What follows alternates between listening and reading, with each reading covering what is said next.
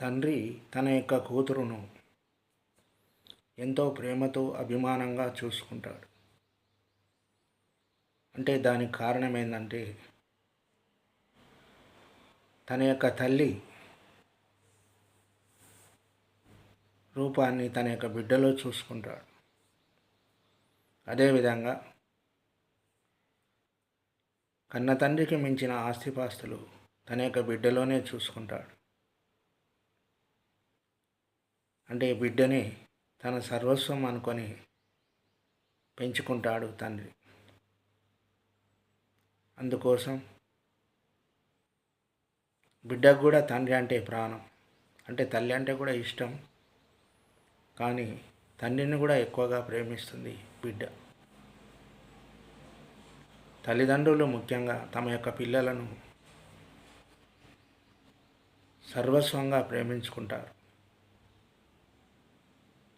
వాళ్ళే ప్రాణం అనుకొని పెంచుతారు. మరియు అటువంటి పిల్లలు కొడుకులైనా బిడ్డలైనా తమ యొక్క జీవితంలో పిల్లలు ఎంతో అభివృద్ధి చెందాలని అనుకుంటారు తల్లిదండ్రులు. అయితే ఇప్పుడున్నటువంటి కాలంలో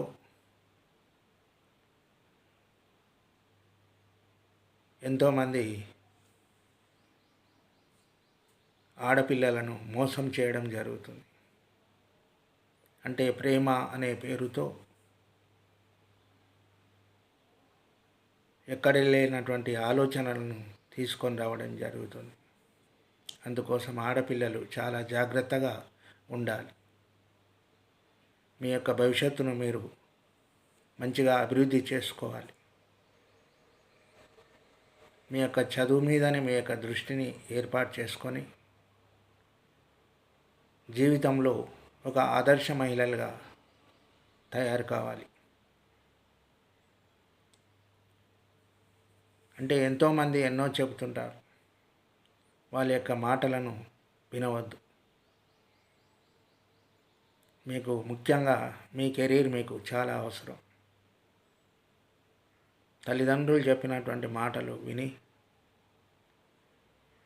మీ యొక్క మనసంతా మీ యొక్క చదువుపైనే శ్రద్ధగా ఉంచుకొని మీ యొక్క భవిష్యత్తును మీరే మంచిగా తీర్చిదిద్దుకోవాలి.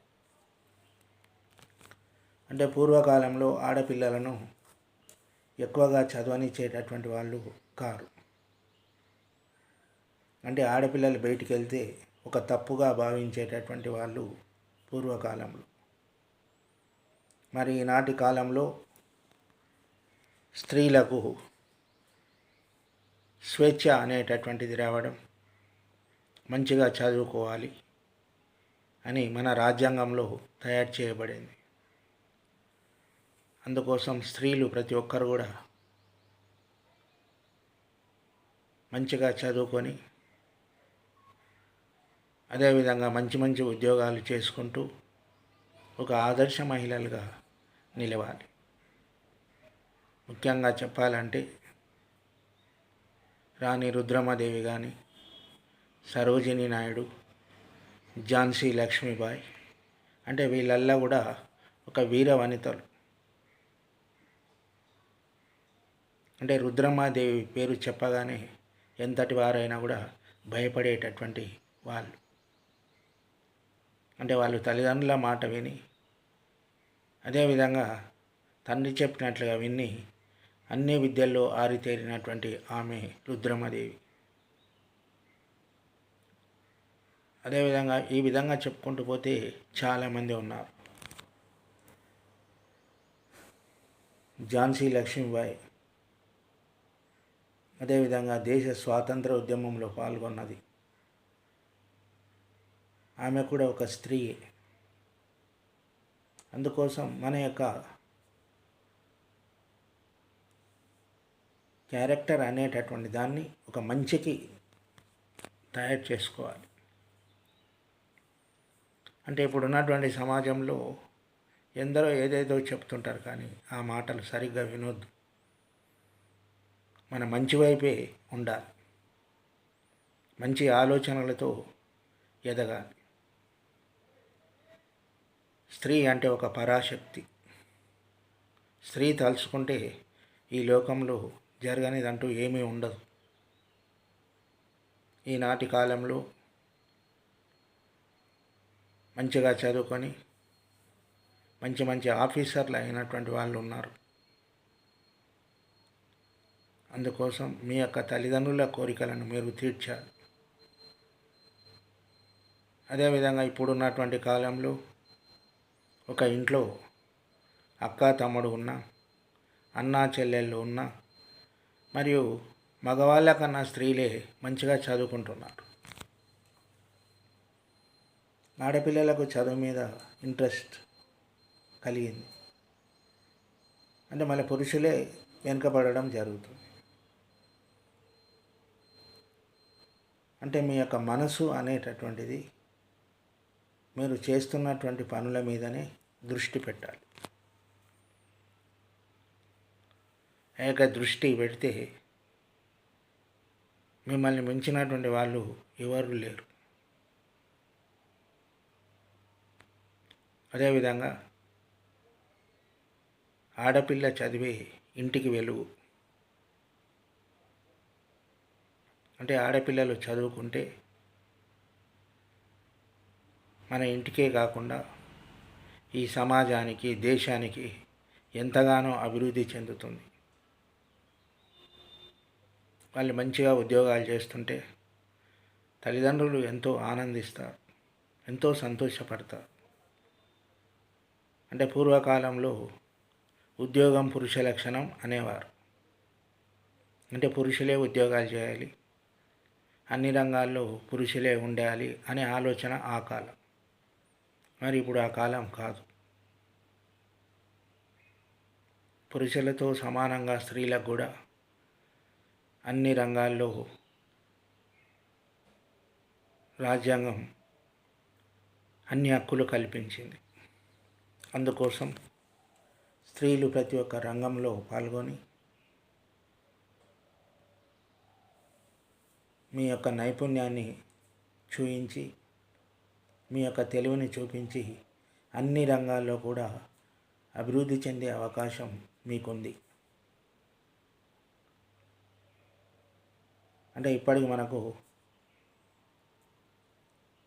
మన ప్రైమ్ మినిస్టర్ ఇందిరాగాంధీ, ఆమె ఒక స్త్రీ.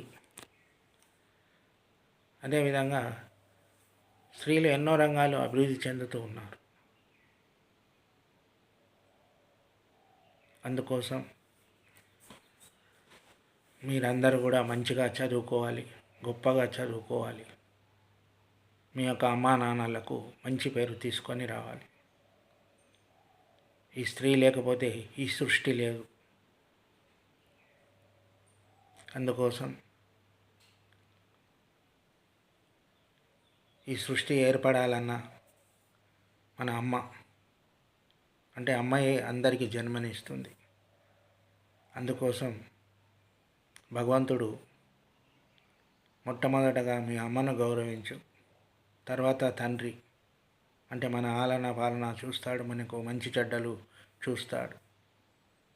అందుకోసం ఇప్పుడున్నటువంటి సమాజంలో ఎటు చూసినా కూడా మోసం చేసేటటువంటి వాళ్ళు చాలామంది తయారయ్యారు. అందుకోసం మనం ఆడపిల్లలు ఎవ్వరి మాటలు కూడా వినవద్దు. ముఖ్యం మీ అమ్మా నాన్ననే మీకు ఆధారం. మీ అమ్మా నాన్న లేకపోతే మీరు లేరు. అందుకోసం తల్లిదండ్రులు చెప్పినటువంటి మాటలు శ్రద్ధగా వినండి. అదేవిధంగా మీ యొక్క అక్కలు కానీ, చెల్లెళ్ళు కానీ, అన్నలు, తమ్ముళ్ళు అందరూ కూడా మీ యొక్క మంచి కోసం ఆలోచన చేస్తారు. అందుకోసం వేరే వాళ్ళ మాటలు వినకండి. బయటి వాళ్ళు ఏదేదో చెప్తుంటారు, ప్రేమ పెళ్ళి అని. అటువంటి మాటలు అస్సలు వినొద్దు. ఎందుకోసం అంటే మీ మంచి చూసేటటువంటి వాళ్ళు మీ అమ్మా నాన్నలు, మీ కుటుంబీకులు. వాళ్ళు ప్రతి ఒక్కటి కూడా మీకు ఆలోచన చేస్తారు. అందుకోసం ఎవరి మాట వినకుండా మంచిగా చదువుకొని మంచి ఉద్యోగాలు చేస్తే మీ యొక్క భవిష్యత్తు మంచిగా ఉంటుంది. మీకు రాబోయే భర్త కూడా మంచి ఉద్యోగస్తుడై మంచిగా ఉంటాడు. అప్పుడు మీ వాళ్ళందరూ సంతోషిస్తారు. మీ యొక్క జీవితం కూడా చాలా మంచిగా హాయిగా సుఖంగా ఉంటుంది.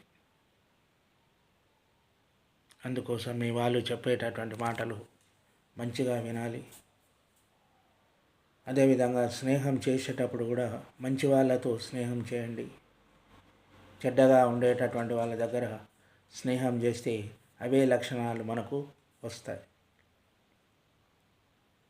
ఆ తర్వాత ఎంత బాధపడినా మనకు వచ్చేటటువంటి లాభం ఏమీ ఉండదు. మన వాళ్ళను కాదని ఏ పని చేసినా కూడా అది మనకే నష్టం.